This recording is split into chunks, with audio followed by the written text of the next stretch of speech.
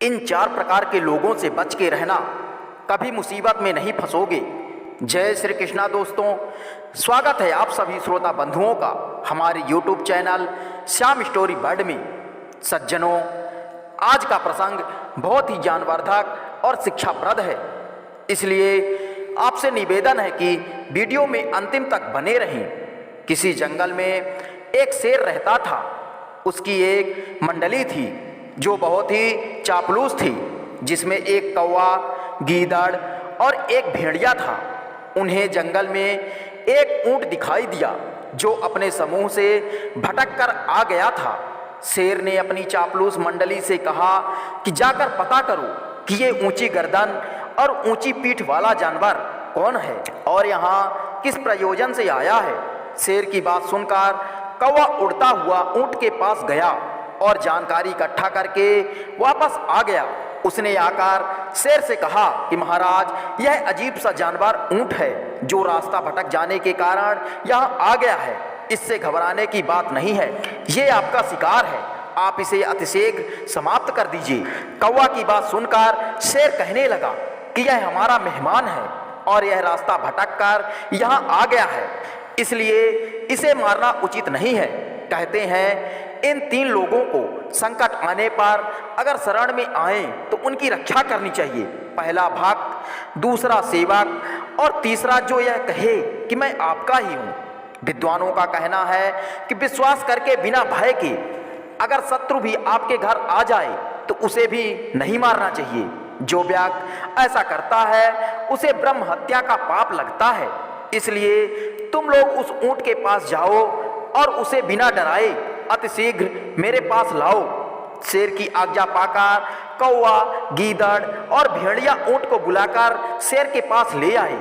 शेर ने उसके भटक जाने का कारण पूछा तो ऊंट ने बड़ी विनम्रता से सारी बात बता दी। ऊंट की बात सुनकर शेर बोला कि घबराने की कोई बात नहीं है, आज से तुम मेरे अतिथि हो और जहां मन करे वहां घूमो और जंगल की हरी हरी घास खाकर मस्त रहो। तुम्हें किसी प्रकार से डरने की जरूरत नहीं है। शेर का आश्वासन पाकर ऊंट निर्भय होकर उसी जंगल में रहने लगा। एक दिन शेर और हाथी की लड़ाई हो गई, जिसमें शेर बुरी तरह घायल हो गया, जिसके कारण वह चलने फिरने में असमर्थ हो गया था और शिकार नहीं कर पाता था। शेर के शिकार न करने से कौवा, गीदड़ और भेड़िया भी भूख से व्याकुल रहने लगे। शेर ने कहा कि तुम सभी तो जानते हो कि मैं अब घायल हूँ और शिकार नहीं कर पा रहा हूँ, इसलिए तुम लोग कोई ऐसा जानवर लाओ जिसका मैं बैठे बैठे ही शिकार कर पाऊँ, ताकि हमारे भोजन की समस्या दूर हो जाए। शेर की बात सुनकर कौवा, गीदड़, भेड़िया और ऊंट जंगल में जानवर की तलाश में निकल गए। बहुत देर तक तलाशने के बाद भी उन्हें कोई जानवर नजर नहीं आया। तब कौवा और गीदड़ आपस में सलाह करने लगे कि क्यों ना इस ऊंट को ही शेर से मरवा दिया जाए। इससे 2 फायदे होंगे, एक तो हमारे भोजन का प्रबंध हो जाएगा, दूसरा जब से यह ऊंट आया है तब से यह शेर का प्रिय हो गया है। शेर हमें कम भाव देने लगे हैं, इसके मर जाने से ये समस्या भी दूर हो जाएगी। गीदड़ कहने लगा कि कौवा भाई, तुम ठीक कह रहे हो, मैं अभी जाकर शेर को ऐसा पाठ पढ़ा दूंगा कि वो ऊंट को मारने में जरा भी देरी नहीं करेंगे। कहते हैं जिसके यहाँ रहने में विश्राम नहीं मिलता, जिसके सेवक होकर इधर उधर फिरते रहते हैं, ऐसे राजा उस मदार की तरह होते हैं जो फूलते तो रोज हैं लेकिन फलते नहीं।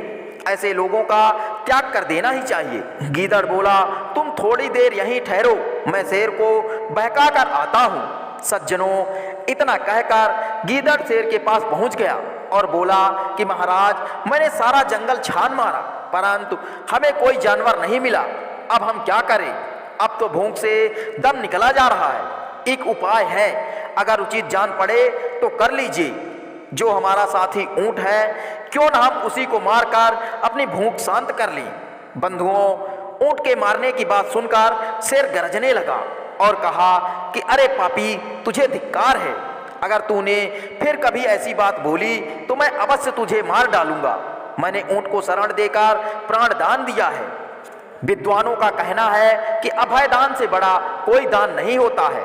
गोदान, भूदान और अन्य दान से भी बड़ा दान अभय दान होता है।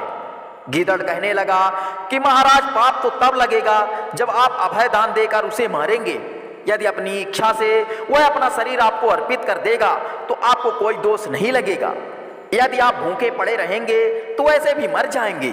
मेरी छोटी जान का क्या जो स्वामी के काम न आए। अगर आपको कुछ हो गया तो यह हमारे लिए शर्म की बात होगी, क्योंकि कहते हैं कि अगर कुल में कोई विशेष व्यक्ति होता है तो उसकी हर तरह से रक्षा करनी चाहिए। कुल पुरुष के नष्ट हो जाने से कुल भी नष्ट हो जाता है। जैसे धुरी के टूट जाने से केवल आरे गाड़ी का वजन नहीं उठा सकते हैं। गीदड़ की चिकनी चुपड़ी बातों में आकर शेर चुप हो गया और सोच विचार करने के बाद बोला कि जो तुम्हें अच्छा लगे करो। यह सुनकर गीदड़ कौवा और भेड़िया के पास पहुंच गया और बोला कि भाइयों, हमारे महाराज भूख से व्याकुल हैं और मृत्यु के कगार पर हैं। अगर वो मर गए तो हम सब मर जाएंगे, इसलिए हम लोग ही अपना शरीर उन्हें अर्पण कर दें। कम से कम उनके प्राण तो बच जाएंगे, क्योंकि कहते हैं कि अगर सेवक के रहते हुए स्वामी पर संकट आए तो सेवक नरक में जाता है। इतना कहने के बाद वे तीनों शेर के पास पहुंचकर कहने लगे कि महाराज, आपके खाने के लिए तो हमें कोई जानवर नहीं मिला, पर आप हमें खाकर अपने प्राण बचा सकते हैं। सबसे पहले कौवा बोला कि महाराज, आप मुझे खाकर अपने प्राण बचा लो। कहते हैं कि जो सेवक अपने स्वामी के लिए श्रद्धा से अपने प्राण न्यौछावर करता है वह परम पद को प्राप्त करता है। कौवा की बात सुनकर गीदड़ बोला कि अरे भाई, आपका शरीर तो बहुत छोटा है, इससे महाराज की भूख नहीं मिटेगी, इसलिए महाराज मुझे खाकर अपनी भूख मिटाएं। इतने में भेड़िया बोला कि नहीं नहीं, आपका शरीर बहुत छोटा है, इससे महाराज की भूख नहीं मिटेगी, इसलिए महाराज मुझे खाकर अपनी भूख मिटाएं। क्योंकि कहते हैं कि स्वामी के अनुकूल रहते तथा स्वामी का कार्य सफल करते हुए जिन सेवकों की मृत्यु होती है वे हमेशा स्वर्ग भोगते हैं और संसार में उनकी कीर्ति फैलती है। दोस्तों, उन तीनों की बात सुनकर ऊंट सोचने लगा कि इन तीनों ने तो मीठी मीठी बातें करके अपनी भक्ति प्रकट कर दी है, और अब अगर मैं चुप रहा तो शेर महाराज पता नहीं हमारे बारे में क्या सोचेंगे। इस प्रकार मजबूर होकर ऊंट को कहना पड़ा कि हे महाराज, ये सब आपके खाने की योग्य नहीं है और इनका शरीर भी मुझसे छोटा है, इसलिए आप मुझे खाकर अपने प्राण बचा लें। ऊंट के इतना कहते ही शेर तो कुछ नहीं बोल पाया। उससे पहले ही गीदड़ और भेड़िया ऊंट पर लिपट पड़ी और कुछ देर में ही ऊंट को मार डाला और उन चारों ने मिलकर ऊंट को खा लिया। इसीलिए कहते हैं कि नए नौकरों के विनय से, अतिथियों के मीठे वचन से, स्त्रियों के झूठे रोने से और मूर्खों के कपट वाक्यों से ऐसा कौन है संसार में जो इनसे ठगा नहीं गया। कहते हैं कि अनेक प्रकार के बुद्धि वाले और अत्यधिक बुद्धिमान लोग अपने से अत्यधिक बलवान शत्रुओं को भी ठग सकते हैं। सज्जनों, अगर इस वीडियो से आपने कुछ सीखा हो तो वीडियो को लाइक करके चैनल को सब्सक्राइब कर लीजिएगा और कमेंट में लिख दीजिएगा जय श्री कृष्णा, राधे राधे।